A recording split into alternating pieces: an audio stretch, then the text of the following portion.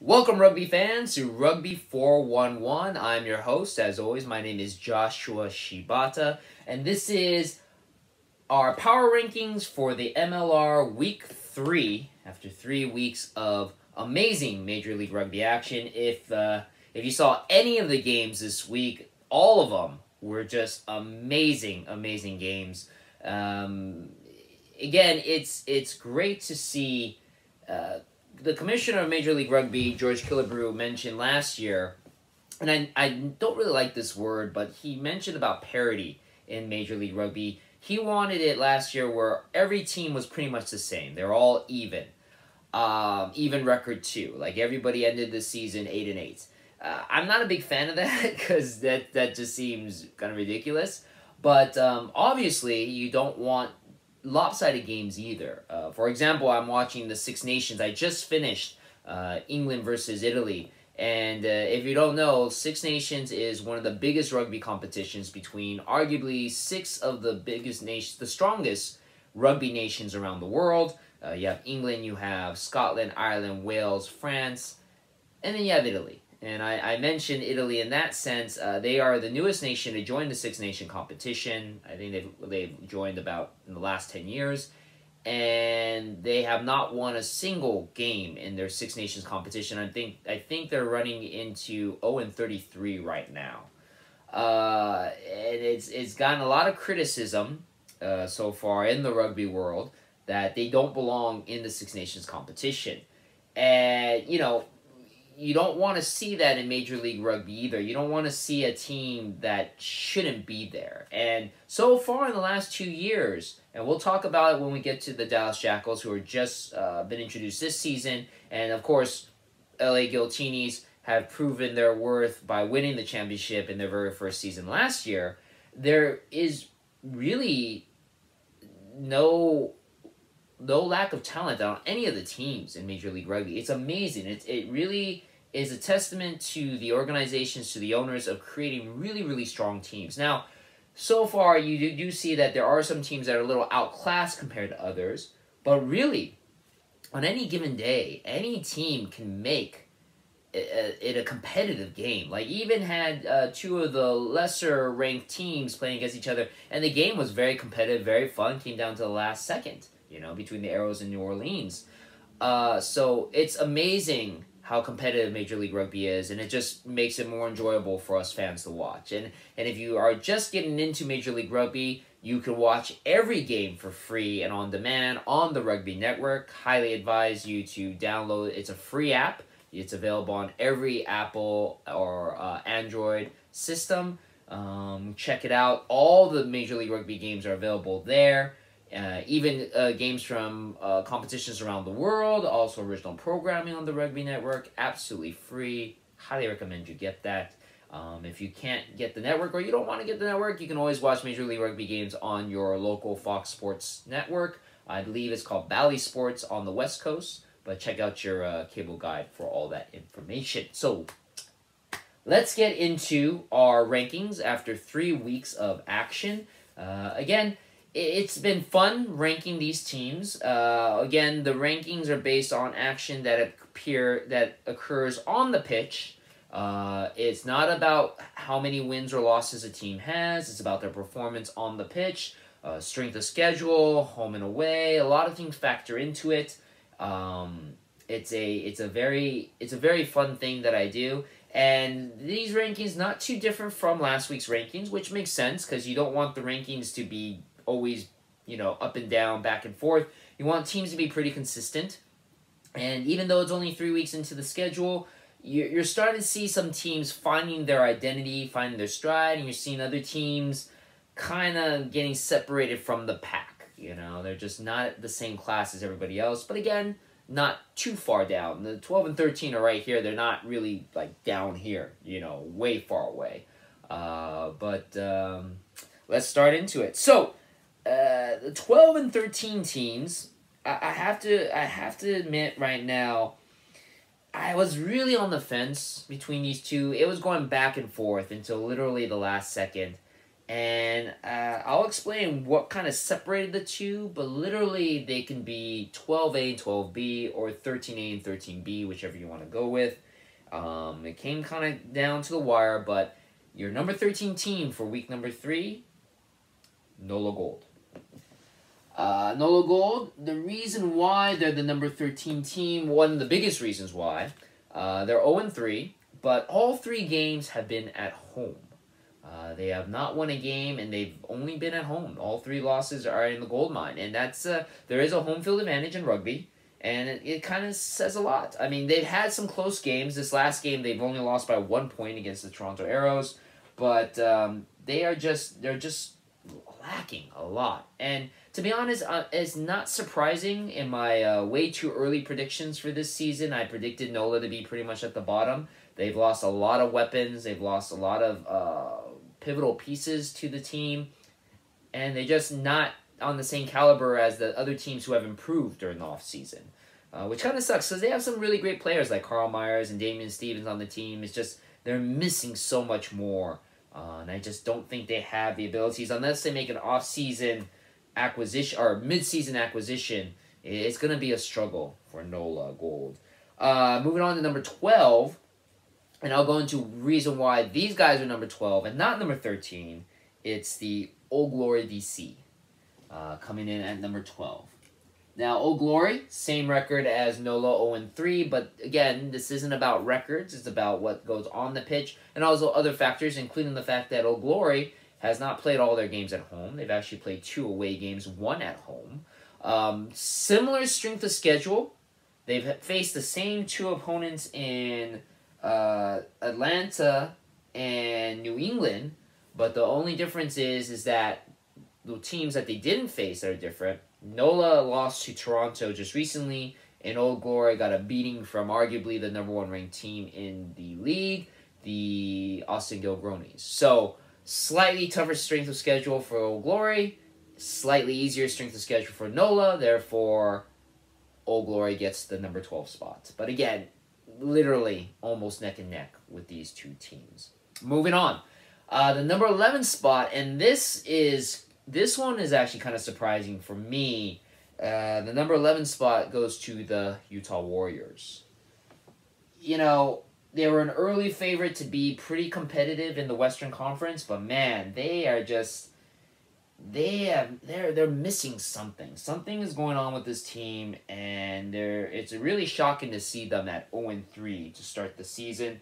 They just suffered a tough 10-24 loss, granted against arguably the number 1 team in the league, the Austin Gilgronis, but that game I felt was a chance to maybe show how competitive Utah could be, but really they were never in the game at all. And again, it's really shocking. You have the return of Mika Kruse, Mikey Teo's still there, but for whatever reason, neither one of them. I don't know if it's the opposite teams that are just playing them better. They know those are the 2 primary weapons for Utah and keeping them out of the game, but really neither one of them, Mika or Mikey, have been able to really do anything so far in any of the matches. And again, it kind of shows with the fact that they're 0-3. So they've also lost that firepower, only scoring 10 points in this last game. They scored 17 points last week. Both of those outputs not very usual for Utah.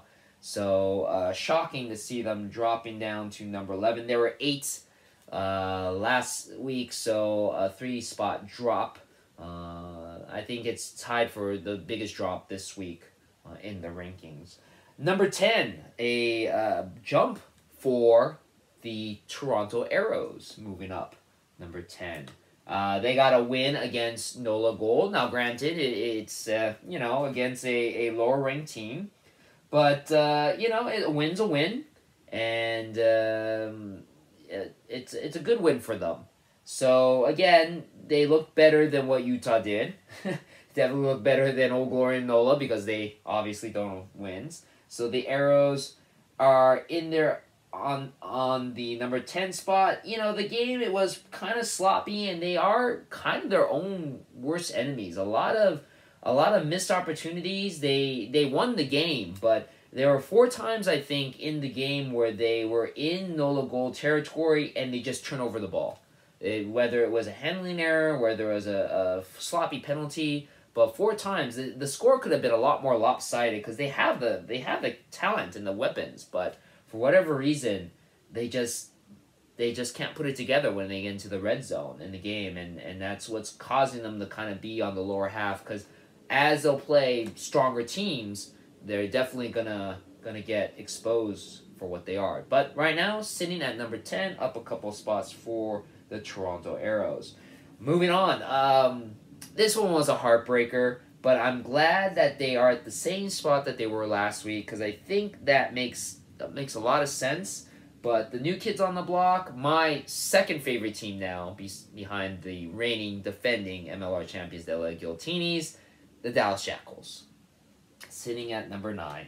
Now, it's unfortunate. If you watch the game, I highly recommend that you watch this game against the Houston SaberCats. It was a really, really, really good game for the Dallas Shackles. A game where, they were actually ahead of Houston. And I got kind of scared because for my pick'ems, I picked Houston, but I was saying in my predictions that I felt if Dallas had a shot at the upset, they were really, really close.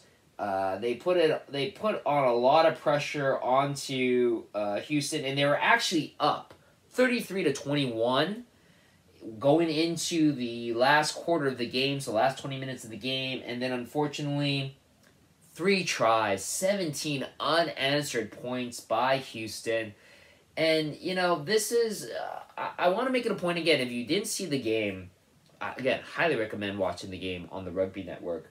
But there is a moment at the end of the game where Adrian Carlsey, the scrum half, the fly half for the Dallas Shackles, probably the heart and soul and the best player of the team, you can see him just screaming no and sitting on the ground in just utter defeat and shock and just so upset. And I mentioned that's going to kind of be the storyline for the Dallas Shackles going forward. They have the capability of being really, really good, but they are still a very young team. Again, every team has way more time spent with each other, a lot more years of cohesion. These guys have just been together literally maybe a couple weeks before the season started, so together less than 2 months. And they're showing a lot of promise, but they're losing just these heartbreak games, and it's going to come to a point where the team is going to start to ask themselves, what's the point? And as anybody knows who's played sports, winning solves everything, but especially with this league being as competitive as it is, and it's not going to get any easier for them. Next week, they got to go against the Gilgronis. Either the Gilgronis or Rooney. One of those 2 teams. But regardless, next week, it's not going to get any easier for them. And if they have to suffer another loss and go 0-4, they got to go against Rooney. Rooney's going to come into town. And Rooney just had a huge win. So they're on a good streak. It's not getting any easier for the Dallas Shackles. And so it's really going to come down to if the team can stay together long enough to put together some wins and just not give up. And we'll see. I mean, that's going to be a true testament to this team. But again, showing a lot more than what I feel a lot of us who are watching the league and kind of critiquing the league and watching the teams and making these predictions, I'm sure they're the biggest surprise to anybody. And again, I'm rooting for them. They've won me over. They're my favorite. They're my second favorite team. But I'm hoping they can just hang in there, because it's going to be a tough, long year for them. But they provide a lot of great entertainment. That was such a great game against the Houston SaberCats. Again, highly recommended if you can catch it on the Rugby Network. Moving on from the Dallas Shackles, and that's actually the same spot they were last week, so number 9 spot. So I like how that wound up for the rankings. Moving on, we're going now to number 8, San Diego Legion. Now, San Diego suffered a loss against the Seattle Seawolves, a renewed rivalry between 2 teams that faced off for the MLR Championship. It was a great game, great game. A lot of back and forth, a lot of strong defense between both teams. But San Diego just lost out at the end, 28-31. Tough loss at home, which is what kind of drops them down a little bit. They go down 4 spots, so actually they're the biggest drop off this week from number 4 to number 8. But losing at home it kind of impacts a little bit more than losing away, and nothing to be ashamed of. But I feel this is a good spot for them to be, kind of in the middle of the pack for the San Diego Legion. Moving on to number 7, moving up 3 spots from number 10. After their win against the Dallas Shackles, we have the Houston SaberCats. I don't know. I'm still on the fence with Houston. I don't know if they are an upper echelon team compared to where they are now. They went toe-to-toe with Dallas. Dallas gave it to them. Houston came back. They had a red card during the game with Gerardus Lebishkovsny getting that red card, which really hurt them a lot and kind of gave Dallas the advantage. But again, Houston did come back. 17 unanswered points, 3 tries at the end, 2 of them by Justin Hidalgo, who made his Major League Rugby debut in that game and just came on like a house of fire. So good win for them. Again, kind of still on the fence whether or not they should be higher or lower. But that win was pretty good going into the Dallas. And another thing, Choctaw Stadium for Dallas is a beautiful, beautiful stadium. It reminds me a little bit of the Coliseum. I'm really impressed with that home for them. So it's going to be fun to watch more games at Choctaw. But again, great win for Houston. I feel they kind of belong there right now. They're right on that precipice of getting up into the upper echelon of the Major League Rugby teams. But right now, with that win, comeback win, makes them number 7, moving up from number 10. Moving on, number 6 spot, we have the Seattle Seawolves, who are undefeated now, 3-0 with their win over the San Diego Legion. I wouldn't say the Seawall was as dominant in this game as it was in their prior 2 games. They gave up 28 points, barely won this game, 31-28. Great game, though. Great game. 2 tries by Tavita Lopeti, which was really, really great. He was the man of the match. Suffered a little bit of a head injury, and you can definitely tell he wasn't all in it with his post-game interview. So hopefully he's okay going into next week. But Seattle's looking pretty good.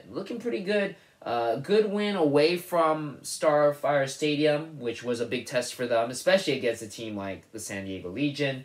So kind of legit, but definitely a better start for them than the 2021 season where they started 0-3. So definitely a team to watch out for, coming back, the only 2-time Major League Rugby champions, slowly creeping their way into the top 4 spot of Major League Rugby. Moving on, number 5, and they were number 5 last week, the New England Free Jacks. They got a win this week over Old Glory DC. Not the most impressive win, 41-25. And I say that even though they scored 41 points, but again, it's against Old Glory. Old Glory has given up 50-plus points to their prior 2 opponents. So technically 41 is the lowest amount of points that Old Glory has given up. So again, not necessarily the most impressive win, but a win's a win. I don't feel that if you win, you should be lower in the rankings from where you were prior. So sitting at number 5, the same spot they were last week, makes perfect sense to me. So knocking on the door of the top 4 are your New England Free Jacks. And now, moving on to the top 4. And there is a little bit of shakeup in the top 4. And it's because you had 2 of the top teams facing off against each other. You had Rugby ATL going against Rooney in an amazing game. In the end, Rugby ATL, your number 4 place team, ended up on the losing end of the game. But, man, it was a really, really, really fun game. Sloppy at first, Lots of interceptions.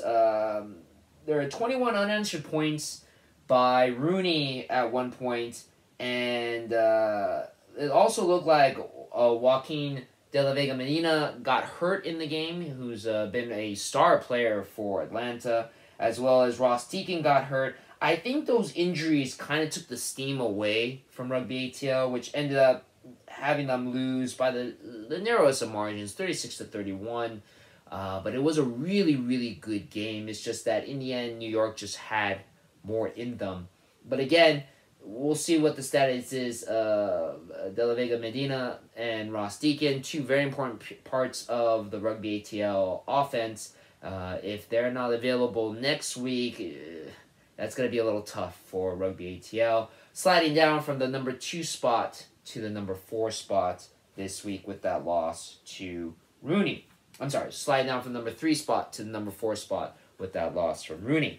Number 3, just by default, is going to be your reigning and defending MLR champions, the LA Guiltinis, who had a bye. They were number 2 last week, but because of the win by Rooney against ATL, I didn't feel there should be any reason why they couldn't push the Guiltinis aside and claim to that number 2 spot. So Rooney going up from number 6 to number 2 with a big win over Rugby ATL. Ed Fido, now the catchphrase with Ed Fido is "Feed the Beast." You feed the beast, Ed Fido, good things will happen. He scored another try. They were up 24-7. Atlanta tried to come back with 21 points. But New York just pulled out in the end to make it 36-31 with the win. Really, really good win for Rooney. As I mentioned prior, their next game is against the Dallas Shackles, which, granted, is not necessarily going to be an easy game. I mean, if Rooney got kind of beat up in this game, Dallas can really be motivated to try to get this win over Rooney. But I feel definitely different caliber opponents. Rooney might have a little bit easier time next week. But we'll see. Dallas has proven to be pretty damn tough. But Rooney now sitting at number 2. And, of course, your number 1 team who's definitely been proving that they are deserving of this number 1 spot, the Austin Gilgronis. A dominant performance over Utah, 24-10. Never did it feel like Austin was not in control of the game, which is, again, very surprising because it's Utah. But I could just show the dominance that is the Austin Gilgronis for this year. So this is your rankings after 3 weeks. Again, I like how it turned out. You have teams that are kind of staying consistent. You have teams that are staying up in this upper echelon. They're going to be fighting each other for that top spot. You have some teams that are, kind of sitting close to the bottom. Still trying to figure out some teams and figure out where exactly they fit, if they're more up to the top, more to the bottom. And that's going to be the fun of finding out for the next couple of 13 weeks, remainder of the season. So there's your Week 3 rankings. As always, let me know what you think. If you agree with my rankings, if you disagree, if your favorite team made it to the top, or if your favorite team's at the bottom, let me know in the comment section below. And as always, thank you very much for checking out my video, and I will see you on the pitch.